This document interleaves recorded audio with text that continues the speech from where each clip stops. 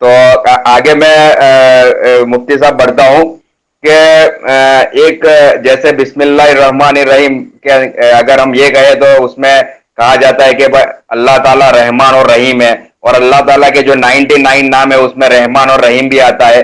तो क्या लेकिन फिर जो हमारे आर्य समाज के जो दोस्त है और हमारे कुछ हिंदू भाई भी ये सवाल करते हैं कि फिर आप बकरा ईद के ऊपर इतने सारे जानवरों को आप जमा करते हो, उनकी कुर्बानी देते हो, तो क्या अल्लाह ताला सिर्फ इंसानों के ऊपर ही अपनी रहम और एहसान करते हैं, जानवरों के लिए वो रहमान और रहीम नहीं है?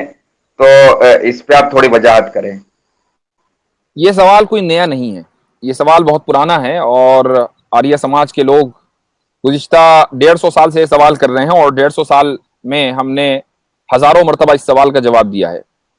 इसीलिए इस सवाल का जवाब मेरे पास एक नहीं है बल्कि 5 है। ठीक है, और उसके लिए थोड़ा सा मुझे वक्त दरकार होगा इन 5 जवाबों को मुख्तसरन बयान करने में। ठीक है जी। सबसे पहली बात तो ये समझिए कि हम अगर जानवरों को बगैर किसी अल्लाह ताला की इजाजत के, बगैर अल्लाह ताला की, बगैर जो कि मालिकुल मुल्क है, पूरी कायनात का मालिक है, उसकी इजाजत के बगैर अगर हम जानवरों को सताएं तब तो वाकई जुल्म हो। लेकिन जब हम अल्लाह को, परमेश्वर को मालिकुल मुल्क मानते हैं, यानी इस पूरी कायनात का मालिक मानते हैं, तो कायनात के अंदर तो जानवर भी तो आ गए ना, तो जानवरों का भी मालिक है। अब अगर वो ये कहता है कि भाई इन जानवरों को तुम खा सकते हो और उन जानवरों को ना खाओ, इस उसकी इजाजत के बावजूद भी अगर हम उन जानवरों को हलाल न समझें तो ये बड़ा जुल्म है कि मालिक ने अलाउ कर दिया, उसके बावजूद भी हम उसको हलाल नहीं समझ रहे हैं। ये ज्यादा जुल्म है, बड़ा बड़ा जुल्म है। एक तो बात ये है। दूसरी बात, दूसरा जवाब देखिए, जुल्म आपने कहा कि भाई जानवरों को खाना जुल्म है। जुल्म के मुख्तलिफ दर्जात हैं। ठीक है, कम दर्जे का जुल्म, ज्यादा बड़े दर्जे का जुल्म, लेकिन जुल्म होने में सब चीजें सब बराबर के शरीक होते हैं। मिसाल लीजिए, अगर आपके नजदीक जानवर को काटना और उसको खाना जुल्म है, तो फिर भाई जानवर के ऊपर सवारी करना भी जुल्म है। क्योंकि आप जानवर से पूछ के नहीं बैठते उसकी पीठ के ऊपर कि जी जनाब मैं आपकी पीठ के ऊपर सवारी कर सकता हूं कि नहीं, और वो सर हिलाकर जवाब देता हो कि हाँ जी बैठ जाओ। ऐसा नहीं होता। आप उसको आपने उसको खरीदा, आप उसके मालिक हैं, आप उसके ऊपर, उसकी पीठ के ऊपर बैठ जाते हैं, ये भी जुल्म का एक दर्जा है। ठीक है, उससे दूध निकालना, गाय का दूध निकालना, क्या आपने गाय से पूछा है कि जी दूध निकाल लें आज, या आज आप अपने बछड़े को पिलाएंगी? ऐसा तो नहीं होता ना। आप सिर्फ इसलिए कि मेरी मिल्कियत में ये गाय है इसलिए मैं इसका दूध निकालूंगा, महज इस वजह से आप उसका दूध निकाल लेते हैं। ये भी एक जुल्म है, क्योंकि जो चीज उसने आप, यानी मैं आपसे कोई चीज आपकी इजाजत के बगैर ले लूं तो क्या ये नहीं कहा जाएगा कि मैंने आपके ऊपर जुल्म किया? और आप जो है गाय का दूध उसकी इजाजत के बगैर ले रहे हैं, ये भी जुल्म का एक दर्जा है। तो ऐसे ही अगर गोश्त खाना या किसी जानवर को हलाल करना, जिबा करना, अगर ये जुल्म है तो ये भी सारे जुल्म हैं, क्योंकि ये बगैर इजाजत के आप जानवर की इजाजत के बगैर करते हैं। जुल्म होने में सब शरीक हैं। आप ये कह सकते हैं कि एक छोटा जुल्म है, एक बड़ा जुल्म है, लेकिन अगर आप छोटे जुल्म को जायज करार समझते हैं और उसको मुनासिब समझते हैं, तो फिर बड़ा जुल्म जो है उसको भी जायज समझिए। ठीक है, आगे चलिए। मिसाल के तौर पर तीसरा जो जवाब है वो ये है कि हम बहुत आसानी के साथ इस बात को नॉर्मल समझते हैं कि जानवर की पीठ के ऊपर हम सवार हों, लेकिन जब हम जानवर के ऊपर सवार होते हैं ना, तो जानवर का जो जिस्म है वो हमारे जिस्म की सवारी बनता है। ठीक है, लेकिन अगर हम उसी जानवर को मसलन हलाल करें, जिबा करें और उसको खा लें, अब जो उसका गोश्त है वो हमारी रूह की सवारी बनता है। ठीक है, जब तक कि हमने उसको नहीं खाया वो हमारे जिस्म की सवारी है। जब हमने उसको खा लिया अब वो हमारे रूह की सवारी है। जिस्म और रूह के दरमियान अगर आप कंपैरिजन करें ना, तो रूह जो है वो हमेशा आला और यानी बुलंद चीज, पवित्र, हाँ वो ज्यादा पवित्र, उसको सटल कहते हैं, वो लतीफ है। और जो जिस्म है वो एक अदना दर्जे का है। यही वजह है कि रूह जल्दी गंदगी कबूल नहीं करती, लेकिन जिस्म जो है रोजाना गंदा होता है। और अगर रूह गंदी होती है तो वो जिस्म के गंदा होने की वजह से गंदी होती है। तो ये चीज जानवर के लिए भी शरफ और उसकी इज्जत का बाइस है कि वो पवित्र चीज की सवारी बने, ना कि वो उस चीज की कि जिस जिस्म के ऊपर गंदगी दिन रात लगी रहती है। ठीक है, ये आपका तीसरा जवाब हुआ। चौथा जवाब सुनिए। वो लोग जो इस पर एतराज करते हैं कि जी जनाब जानवरों को जिबा करना गलत है और जुल्म है, आमतौर से ये वो लोग हैं जो अगले जन्म का अकीदा रखते हैं। ठीक है, आप भी मानते हैं कि भाई वो ये कहते हैं कि भाई हम मरने के बाद दोबारा हमारा जन्म होगा और जन्म जब तक होता रहेगा जब तक कि मुक्ति ना मिले।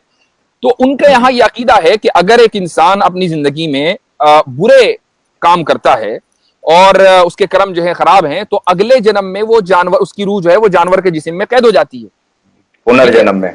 अगले जन्म में, ठीक है। हम्म। अब हम जब उस जानवर को ज़िबा करते हैं तो भाई आपको तो हमारा एहसानमंद होना चाहिए कि जिस आदमी की उसके खराब कामों की वजह से रूह एक जानवर के जिस्म में कैद है, हमने उसको ज़िबा किया और रूह को जो है मुक्ति दिला दी, और जिस्म को हमने अपनी जिस्म का, उसके जिस्म को, जानवर के जिस्म को हमने अपने जिस्म का हिस्सा बना लिया।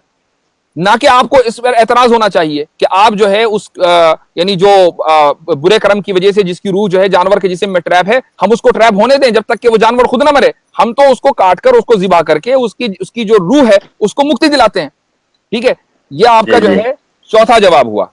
अब पांचवा जवाब वो सुनिए कि अल्लाह ताला ने इंसान के जिस्म में कोई भी चीज बिला जरूरत नहीं बनाई है। परमेश्वर ने, सुप्रीम बीइंग ने हमारे जिस्म में, इंसान के जिस्म में या जानवर के जिस्म में कोई भी चीज बिला जरूरत नहीं बनाई है। हर चीज हिकमत की वजह से, जरूरत की वजह से बनाई गई है। हमारी दो आंखें हैं इसलिए कि हमें जरूरत है, हमारे दो कान हैं इसलिए कि हमें जरूरत है, हमारी एक नाक है इसलिए हमें एक ही नाक की जरूरत है, ठीक है। इसी तरीके से इंसान के आप दांतों का स्ट्रक्चर देखिए कि दांतों के स्ट्रक्चर में आपके फ्लैट दांत भी आते हैं और नोकीले दांत भी आते हैं। ये इस बात की दलील है कि इंसान को इसलिए बनाया गया है ताकि वो गोश्त भी खाए और सब्जी और फल भी खाए, दोनों चीजें खाने के लिए। और जो दरिंदे हैं उनके अंदर सिर्फ नोकीले दांत हैं, और जो जनाब आपकी गाय, भैंसे और बकरियां हैं उनके अंदर सिर्फ फ्लैट दांत हैं। तो अल्लाह ताला ने इंसान को दोनों तरह के दांत इसलिए दिए हैं ताकि फितरतन वो दोनों तरह की चीजों को खा ले। तो अगर कोई आदमी ये कहे कि नहीं जी जानवरों को खाना तो रहम के खिलाफ है, जानवरों को खाना तो फितरत के खिलाफ है, तो वो आदमी दरअसल जो इंसान का जो बेसिक स्ट्रक्चर है, उसकी जो साइंस है, उसको नहीं समझता। हाँ, इतना जरूर है कि इस्लाम ने हर तरह के जानवरों को हलाल नहीं किया है। कुछ जानवर हलाल हैं, कुछ जानवर हराम हैं।